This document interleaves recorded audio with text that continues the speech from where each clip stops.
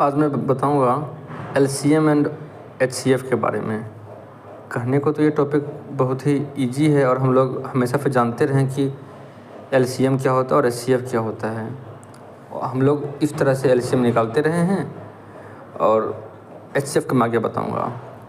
लेकिन क्या कभी जाना है किसी ने कि एलसीएम एक्चुअल में क्या होता है, कि एलसीएम जो हम ये निकालते हैं ये एक मेथड है निकालने का। एलसीएम होता क्या है ये आज हम लोग समझेंगे। एलसीएम का फुल फॉर्म होता है लोएस्ट कॉमन मल्टीपल।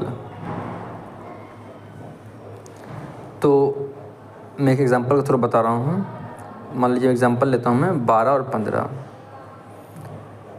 सबसे पहले स्टार्ट करते हैं मल्टीपल से। मल्टीपल का मतलब होता है कि आप इस नंबर में कोई भी कुछ भी मल्टीप्लाई कर दो तो मल्टीपल बन जाएगा। जैसे 12 में 1 मल्टीप्लाई किए तो 12, 2 मल्टीप्लाई किए तो 24। मतलब इसका 12 का पहाड़ा लिख देना है हमें। तो हम आगे लिखते हैं 36, 48, 60, 72, आगे चलता जाएगा। उसी तरह से 15 का मल्टीपल लिखते हैं 15, 30, 45, 60, 75, 90 एंड सो ऑन, आगे बढ़ता जाएगा। तो ये सारे 12 और 15 के मल्टीपल हैं, या इसे हम आसान भाषा में कह सकते हैं 12 का पहाड़ा, 15 का पहाड़ा, वो मल्टीपल ही होता है। कॉमन का मतलब जो 12 के टेबल में भी आता है और 15 के पहाड़े में भी आता है, और लोएस्ट सबसे छोटा।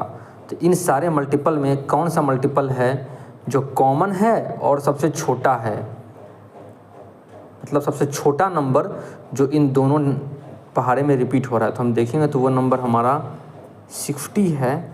60 यहाँ भी आ रहा है और 60 यहाँ भी आ रहा है। तो ये एलसीएम का रियल मतलब होता है लोएस्ट कॉमन मल्टीपल, जो कि हम इस तरह से भी निकाल सकते हैं। अब मैं इसे एक बार आपको नॉर्मल मेथड से मैं बताता हूँ। 12 और 15 का जो नॉर्मल मेथड था, हम लोग 3 से लगाते थे। 3 चौके 12 और 3 पचे 15। बस अब लगेगा नहीं तो मल्टीप्लाई कर देंगे 3 × 4 × 5, तो वो हमारा 60 आ जाएगा। ये हमारा एलसीएम है। मैं एचसीएफ को भी अगले वीडियो में बताऊंगा। आज मैं बताऊंगा एलसीएम एंड एचसीएफ के बारे में। कहने को तो ये टॉपिक बहुत ही इजी है और हम लोग हमेशा से जानते रहें कि एलसीएम क्या होता है और एचसीएफ क्या होता है। हम लोग इस तरह से एलसीएम निकालते रहे हैं और एचसीएफ का मैं आगे बताऊँगा। लेकिन क्या कभी जाना है किसी ने कि एलसीएम एक्चुअल में क्या होता है, कि एलसीएम